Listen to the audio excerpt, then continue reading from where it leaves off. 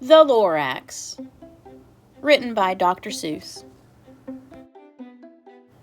The Street of the Lifted Lorax. At the far end of town, where the grickle grass grows, and the wind smells slow and sour when it blows, and no birds ever sing excepting old crows, in the street of the lifted Lorax. And deep in the grickle grass, some people say, if you look deep enough, you can still see today where the Lorax once stood, just as long as it could, before somebody lifted the Lorax away. What was the Lorax? And why was it there? And why was it lifted and taken somewhere from the far end of town where the grickle grass grows? The old Onceler still lives here. Ask him. He knows. You won't see the Onceler. Don't knock at his door. He stays in his lurkin on top of his store. He lurks in his lurkin, cold under the roof, where he makes his own clothes out of muffered muff. And on special dank midnights in August, he peeks out of the shutters, and sometimes he speaks, and tells how the Lorax was lifted away. He'll tell you, perhaps, if you're willing to pay. On the end of a rope, he lets down a tin pail, and you have to toss in 15 cents and a nail and the shell of a great-great-great-grandfather snail. Then he pulls up the pail, makes a most careful count to see if you've paid him the proper amount. Then he hides what you paid him away in his snub, his secret strange hole in his grievous glove. Then he grunts, I will call you by whisper my phone, for the secrets I tell you are for your ears alone. Slup! Down sleeps the whisper my phone to your ear, and the old Onceler's whispers are not very clear, since they have come down through the snurgly hose, and he sounds as if he had smallish bees up his nose. Now I'll tell you, he says, with his teeth sounding gray, how the Lorax got lifted and taken away. It all started way back, such a long, long time back. Way back in the days when the grass was still green, and the pond was still wet, and the clouds were still clean, and the song of the swomy swans rang out in space, one morning I came to this glorious place, and I first saw the trees, the trufula trees, the bright-colored tufts of the trufula trees, mile after mile in the fresh morning breeze.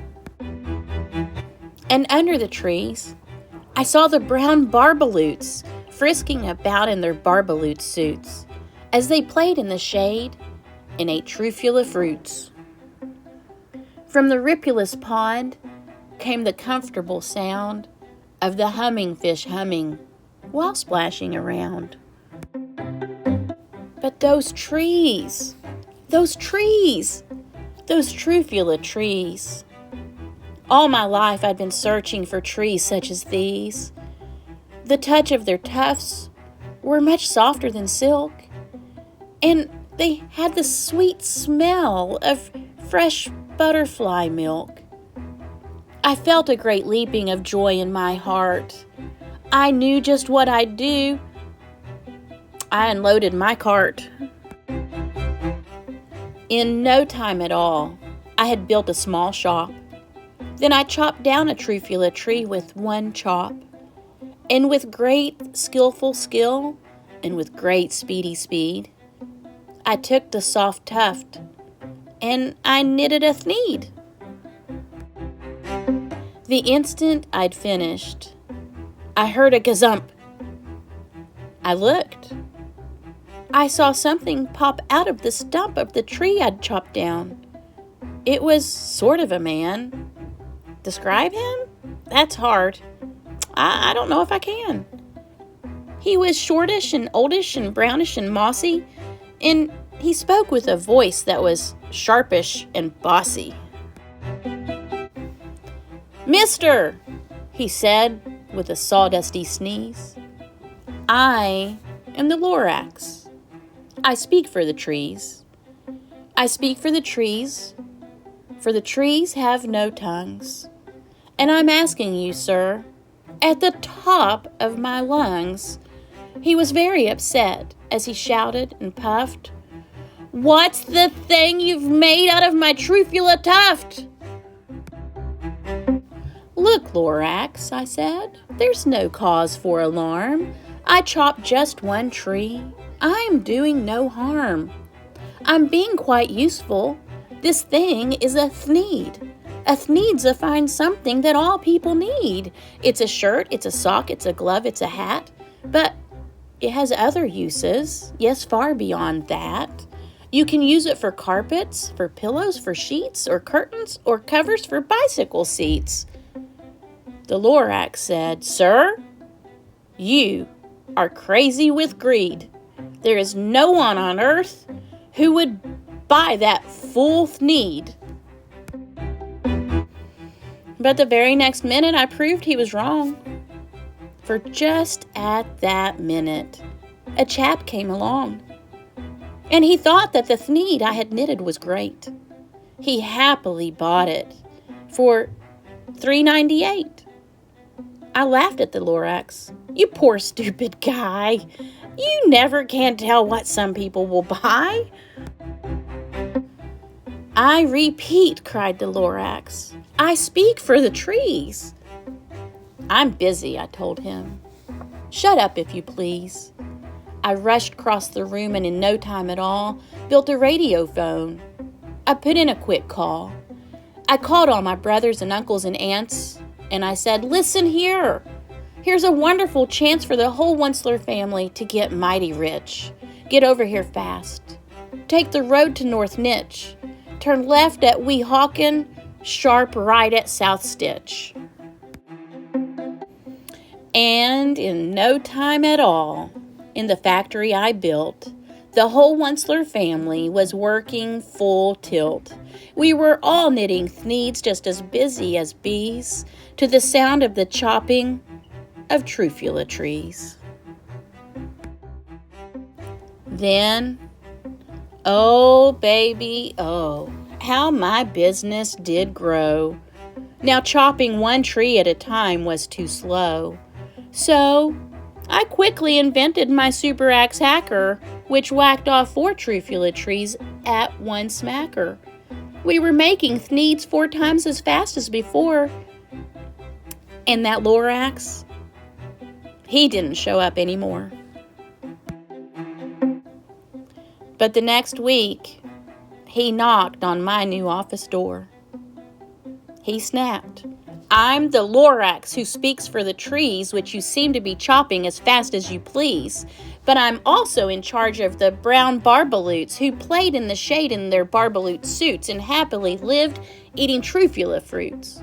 Now, thanks to your hacking my trees to the ground, there's not enough trufula fruit to go round, and my poor barbaloots are all getting the crummies because they have gas and no food in their tummies. They loved living here, but I can't let them stay. They'll have to find food, and I hope that they may.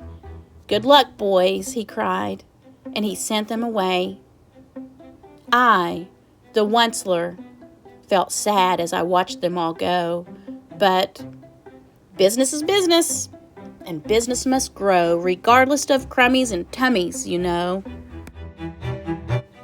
I meant no harm. I most truly did not, but I had to grow bigger, so bigger I got. I biggered my factory, I biggered my roads, I biggered my wagons, I biggered the loads of the thneeds I shipped out.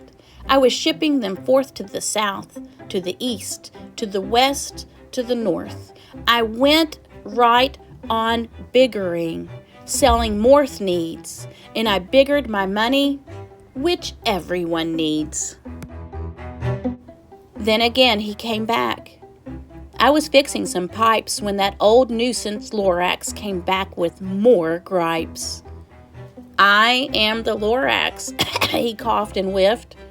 He sneezed and snuffled. He snargled, he sniffed. Onceler, he cried with a crufulous croak. Onceler, you're making such smogulous smoke. My poor swummy swans, why they can't sing a note. No one can sing who has smog in his throat. And so, said the Lorax, please pardon my cough. They cannot live here, so I'm sending them off. Where will they go? I don't hopefully know. They may have to fly for a month or a year to escape from the smog you've smogged up around here. What's more, snapped the Lorax. His dander was up. Let me say a few words about gluppity-glup. Your machinery chugs on, day and night without stop, making gluppity-glup, also sloppity-slop. And what do you do with this leftover goo? I'll show you, you dirty old Onceler man, you. You're glumping the pond where the humming fish hummed. No more can they hum, for their gills are all gummed. So I'm sending them off. Oh, their future is dreary. They'll walk on their fins and get woefully weary in search of some water that isn't so smeary. And then I got mad. I got terribly mad. I yelled at the Lorax. Now listen here, Dad. All you do is yap, yap, and say bad, bad, bad, bad. Well, I have my rights, sir, and I'm telling you, I intend to go on doing just what I do. And for your information, you Lorax, I'm figuring on biggering and biggering and biggering and biggering and turning more trufula trees into thneeds, which everyone needs. And at that very moment, we heard a loud whack. From outside in the fields came a sickening smack of an axe on a tree. Then we heard the tree fall. The very last trufula tree of them all. No more trees. No more thneeds. No more work to be done. So in no time, my uncles and aunts, everyone, all waved goodbye. They jumped into my cars and drove away under the smoke-smuggered stars. Now, all that was left neath the bad-smelling sky was my big empty factory, the Lorax, and I. The Lorax said nothing, just gave me a glance, just gave me a very sad, backward glance as he lifted himself by the seat of his pants. And I'll never forget the grim look on his face when he hoisted himself and took leave of this place through a hole in the smog without leaving a trace.